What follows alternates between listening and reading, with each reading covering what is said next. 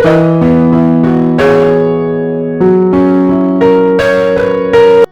check mga ka-diary is 8:59 ng umaga.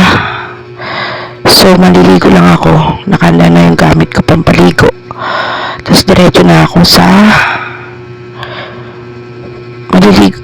simbahan. Pagtapos maligo, mag-aayos ako ng buhok ko. So ligo muna ako mga ka-diary. Then alis na tayo papuntang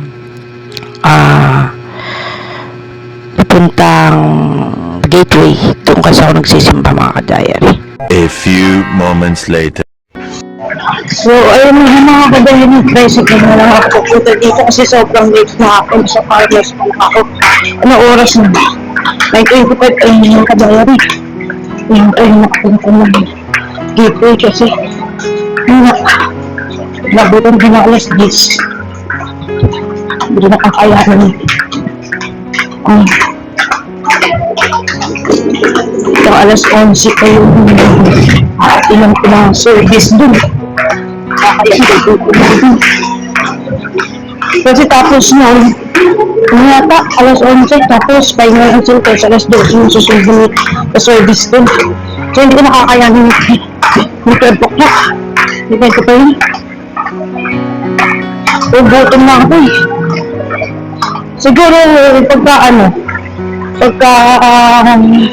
natin mamaya kung saan tayo abutan yung gutom natin. Nakakalak ko namin kaya ibigyan ng bahay, maswerte tayo. Pero ay hindi naman naman gugulo sa kanya kaya pa naman ako. So nasa na ako July, so pagkakita ko lang siya. Dati kasi mga ka-diary as na din sa yung service sa CCF ngayon inaano nila alas 10 para mall hours. So dito na ako ngayon sa gateway. Tapos hindi pa naman bababa pa tayo, tatawid tayo dun sa kabila bago tayo, tapos sasakay pa tayo ng elevator. Mababa rin na lakarin natin. Time check 9:27. Sakto lang din naman yung yun kasi nagpapapasok na sila doon. Kasi pwede kasi maaga ako maalis ng bahay kasi ngayon nag-iintay ako ng matagal din tapos naiilang pa ako magtanong pwede na pumasok at humupot mo sa theater. Kaya naman kasi mga ka-diary kapag maaga ka din makakapili ka na upuan. Pero pag late kang ganito na naghahabol ka ng ilang oras, sana yung mga tao dun sa CCF kasi marami na yung nagsisipin tao dun para makasimba at makapaghanap ng upuan nila dun. Normally kasi nagsisigatingan yung mga tao dun, mga ka-diary, mga alas 8:30 nagsisigatingan na sila sa naturang theater na yun. So sa part ko na dun dito ako dati may may delay. Sana natin na wala tayong maupuan masyado dito. Kasi masyado nandog sa yung tao. So pababa na ako dahil nakulubay ko. Tatawid pa ako sa kabilang tagusan ng gateway. Kasi dun yung elevator paakyat na CCF sa 4th floor yun. Yun yung may elevator. Yun lang yung pinapahintulutan ng guardia para makapasok ka doon sa mismo cinema nila. Kasi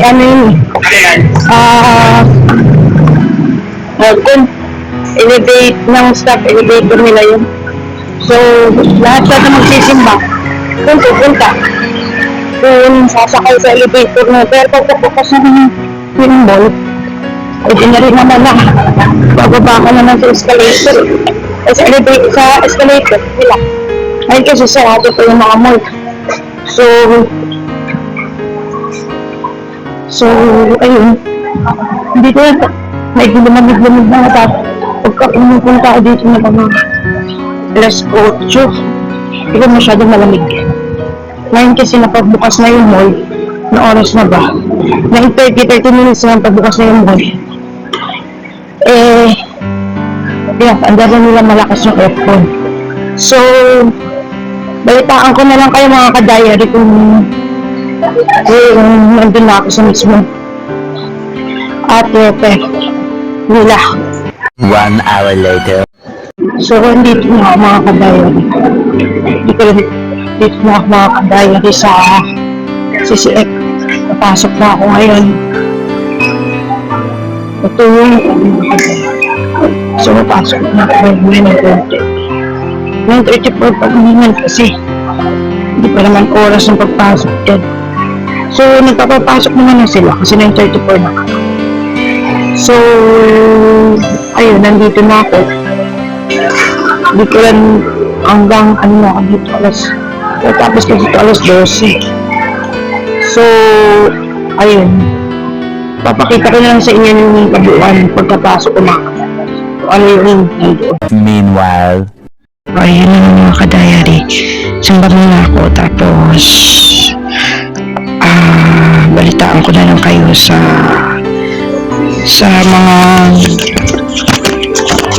mga ganap mamaya mga ka-diary. Hindi ko rin kasi alam ano magiging ganap dito. Baka may communion. Ay hindi. Kasi yung first communion kasi dapat sa second year. Kasi lang hindi ko lang din alam po ngayon yun o baka next week, hindi ko rin alam. Kasi hindi pa sila nakakapag-communion dito. So, ayun, naintay na namin na mayroong devotion dito. Na magsasalita dyan, mag-devotion, na konti. Tapos, mag-umpisa na after ng devotion prayer. Tapos, umpisa na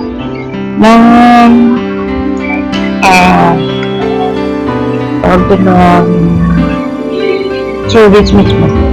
So, mamaya na lang mga kabela. Ito nga pala yung pagkakasunod-sunod ng asimba sa Catholic mga ka-diary. Nung una muna na yung devotion and prayer, magsasalita ang parang leader nila doon sa mga grupo. Tapos, magdi-devotion, babanggitin yung verse, and then, tapos nun, tapos siya magbanggit ng kung ano yung matututunan sa devotion na yun, diretso na prayer kaagad mga ka-diary. Personal prayer mga ka-diary, dun ko pinugugol ang time ko sa panalangin para sa kay Myra. Ito yung kaunting sample ng mga ka-diary, pero hindi nakasama yung prayer dito mga ka-diary. Yung buong Acts 13 was the beginning of Paul's missionary journey. It's actually his first sermon to Antioch. And here, he highlighted yung role ni David, which was actually the man after God's own heart, diba? As we remember. Here in Acts 13, he was able to connect what happened in the past. So during the time of David, he was able to connect that. a few moments later. Pagtapos mag-pray, mag-devotional and prayer, praise and worship naman ang susunod dyan mga ka-diary, na kung saan mag-aawit na mga makalangit na awitin para sa Panginoon ang mga bawat membro or mga bisita sa naturang simbahan na yan mga ka-diary. So ito yung konting sample mga ka-diary.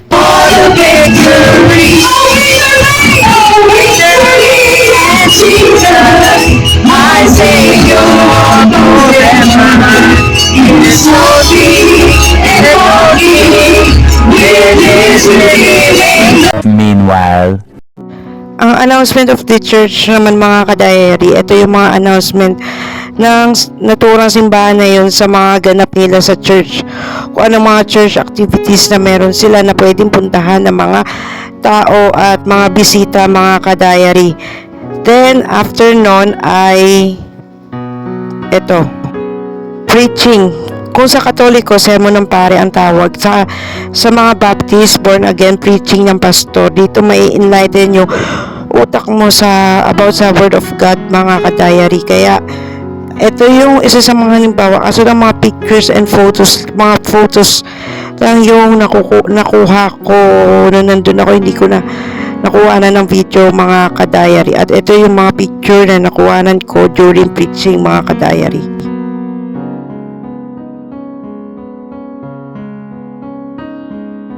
Pagtapos ng preaching, closing prayer, mga ka-diary. Pagkatapos ng closing song na isang closing song lang may yun, mga ka-diary. Yung iba naman, tapos ng preaching at saka prayer, nagsisiuwian na. Pero yung iba, nag-i-stay para tapusin yung closing song. Katulad ko, mga ka-diary, tinatapos ko talaga yung closing song bago ako umuwi, mga ka-diary. Hanggang hindi pa nakakatapos yung closing song, hindi pa ako lumalabas sa mismong church nila, mga ka-diary. At ito yung sample ng closing song, mga ka-diary.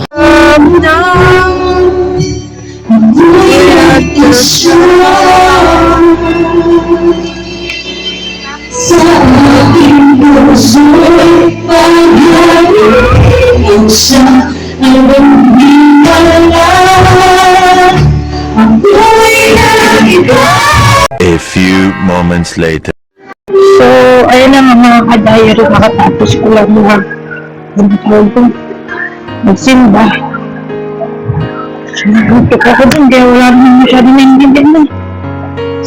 Ulit kasi, uwi na nga ako eh. Tapos, sinutusan ako niya atin, tapos sumawa ako ka natin Maymay. Balik ko na raw sa kanya yung sapatos na yun po sa interview ko. Siguro dadaan na lang ako dun sa dahil binilangan ko ng sapatos na ganon, yung tigo 150 lang yun yung sa Quiapo o sa Divisoria para meron akong shoes. So ayun, uwi na rin ako, mga ka-diary. Ang haba nga lang kami, simba wala naman daw supper.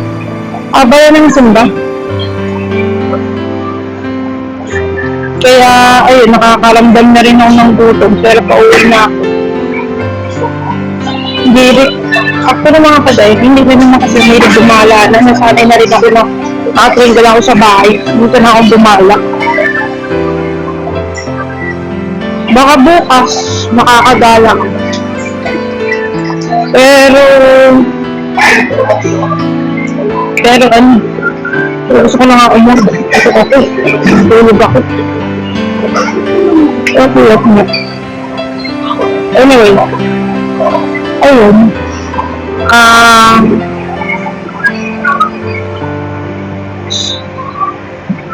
Nandito ako ngayon pauwi na ako ng farmer. Pasakay na ako ng tricycle. Mga ka-diary. Hindi alam po bagong bukas dito. Puro, mahal naman kasi kahit bagong bukas sila eh. Ang mamahal pa rin ng presyo. Mura pa yung bangkin dito eh. 21, 25, 75, ang lumukit. Bulis. Oo, tatanungin bang walang ko yun.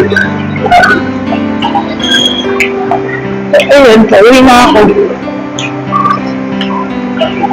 Kita na tayo mamaya sa bahay, mga ka-diary. Pagka nakautot na ako. Kasi bibigyan naman ako ng tanghali natin mayroon ng pagkinakan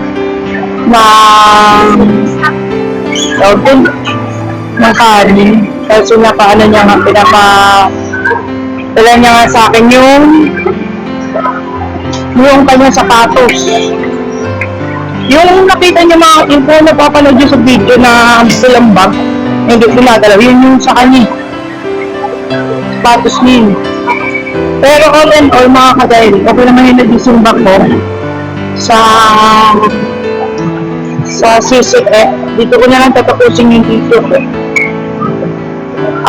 Bukas, hindi ko alam kung ano i-upload ko So, babalitaan ko na lang kayo. Pero, upload ko ngayon to, pati yung kung ano yung formatas ng service ng Christian Church, mga ka-diary.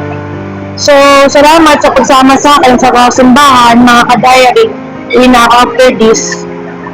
So, kung nagustuhan nyo to, please don't forget to like, share, and subscribe, mga ka-diary. Maraming salamat. Bye!